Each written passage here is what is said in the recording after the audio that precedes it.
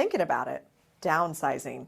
You've lived in a house for, I don't know, 10 years, 20 years, 30 years, 40 years, and now it's coming to the time in your life when you're thinking, are we going to live here forever, or are we going to move one more time?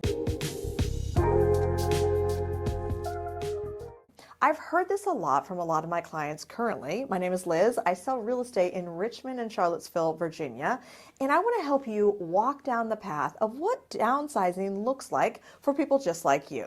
Now, mind you, this is not going to be your forever house. So you're moving from a house that you thought was going to be your forever house to a house where you're like, is this the end? I know it's not something that we necessarily want to talk about because it feels a little bit final. But it does get to the point in your life where you have maybe a pretty big house, or you're living somewhere and your family is living somewhere else, and you want to be by the family dog or the family grandkids, or maybe just your children again, because you're getting a little bit older and maybe you don't want to deal with the 10 acres you have, or maybe you don't want to mow the lawn anymore, or maybe the 3,000 square feet is just too much. So what do you do to start down the path of downsizing? I would recommend a few things. I currently am working with about 3 or 4 clients that are on this path, and their paths are all a little bit different. So let me just give you your options as far as how do I even start?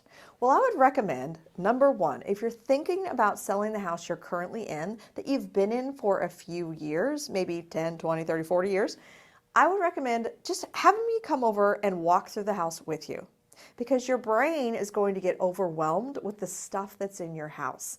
And your brain is going to say things to you like, what am I going to do with this stuff? I've accumulating all of these things, furniture, keepsakes, things that your children used when they were little, and you thought that you were going to be using these things, and now you're not. So you get overwhelmed, and then you just don't do anything about it. So what we can do together is I'll come over to your house, we'll walk through it together, and I'll give you tips and tricks of what to do and what not to do to get your house ready. And then I'll also give you the names and numbers of local contractors that I work with that are going to help you through this process. Now you have to decide, once we have my stager come over to your house and she also walks through the house, she's the one that really gives you the tips and tricks as far as like, do you need to do any updates? Do you need to do anything with the flooring, with the walls, with maybe you have an outbuilding? What do you do with all that stuff? Like there's a lot of stuff to literally unpack when it comes to downsizing. So the stager comes over, she gives you a written report of what to do and what not to do. And then you and we go through it together. And then we decide, do you need an auction? Do you need an estate sale? Are you going to give these things to your children? Are you going to put them in storage? Are you going to just give them away? Are you going to sell them on Facebook? What are you going to do with your stuff? What I do know is that your children, if you're lucky to have them, they might not want your china. I know. I've heard someone say to me recently that if she couldn't put the china in the dishwasher, she didn't want it. I could tell that really hurt my client's feelings. I could tell that was like, ugh, she had saved this beautiful china that had been passed down to her, and now her child didn't even want it. So what was she going to do with it?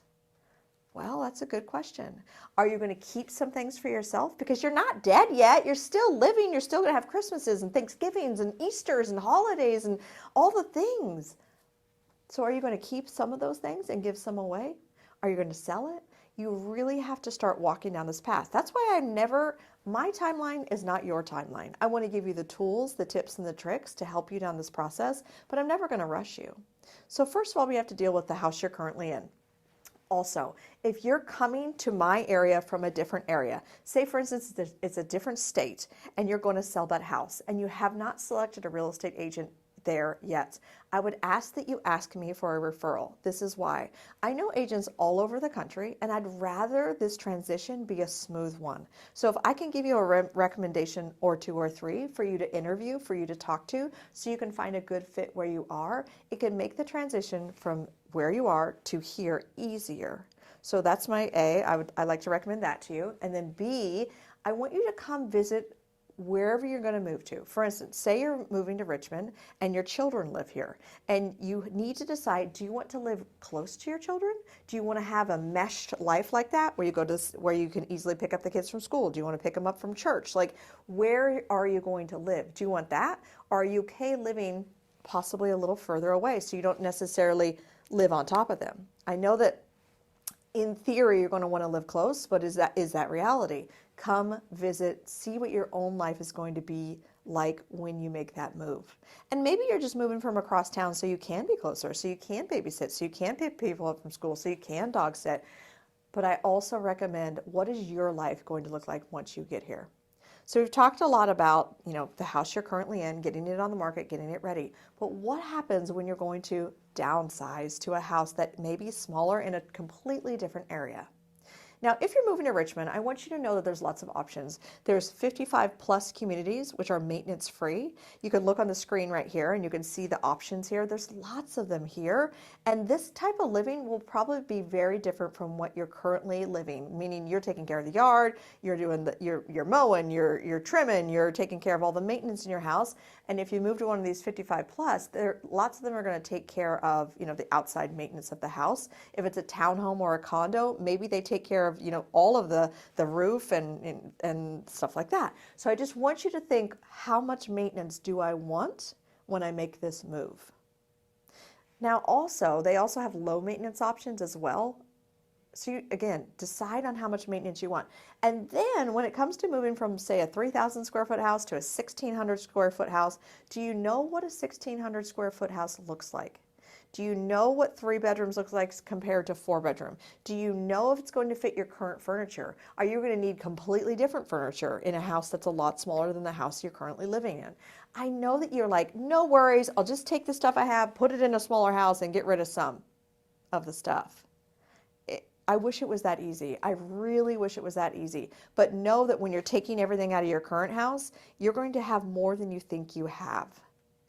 I've just seen it over and over and over again. So I want you, let's go see some houses. Let's see what 2,000 square feet looks like. Let's go see what 1,600 looks like. Do you need an outbuilding? Do you still need storage? Do you need some time to sort through things?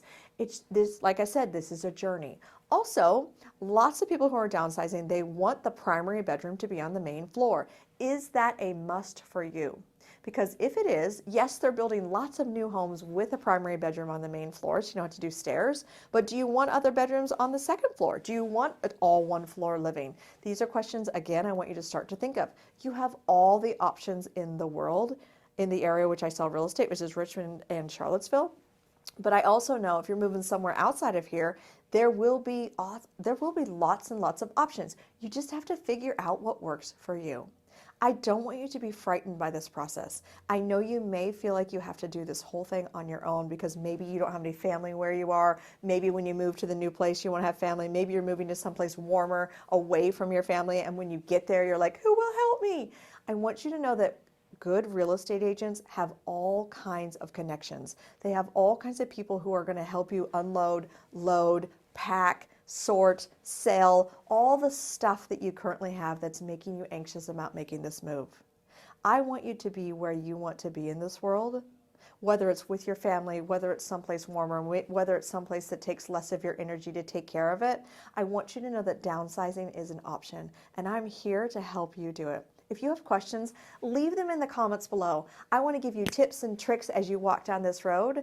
And if you like this video, give me a follow. I launch a video every week, and I want to help you on your journey to your new home.